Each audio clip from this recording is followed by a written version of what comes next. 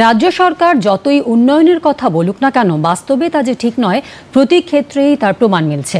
এমনই ঘটনার উদাহরণ দক্ষিণ ২৪ পরগনার বারুইপুর ব্লকের কল্যাণপুর পঞ্চায়েতের চাকারবেড়িয়া মাধ্যমিক শিক্ষাকেন্দ্র।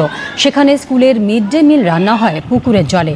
পড়ুয়ারা খাবারের থালা ধুয়ে ওই পুকুরেই প্রতি মুহূর্তে দুর্ঘটনার আশঙ্কা থাকলেও জেলা প্রশাসন এ ব্যাপারে উদাসীন।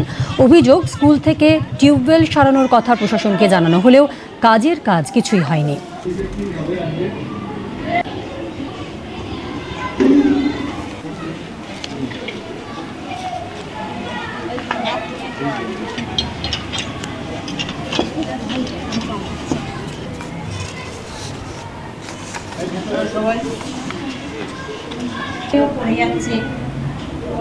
হাতে দিন আমি বাচ্চাগুলো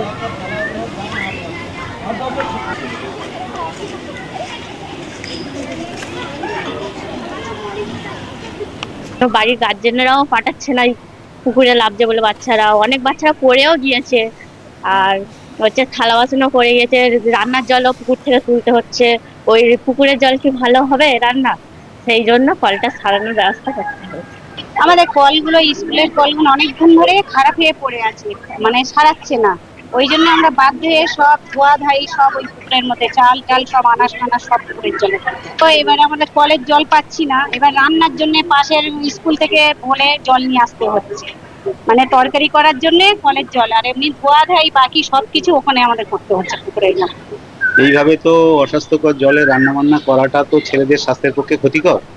এবং তাছাড়া এই অবস্থা নিরসনের জন্য আমরা সব জায়গায় তো সমস্ত আধিকারিকদের কাছে আবেদন জানিয়েছি। আমরা দীর্ঘদিন যাবৎ যতটুকু পারা গেছে, যতটুকু গ্র্যান্টের টাকা পেয়েছি সেই টাকায় আমরা কল সারিয়েছি। প্রতিবারে ৩00-৪০০ টাকা করে লেগেছে।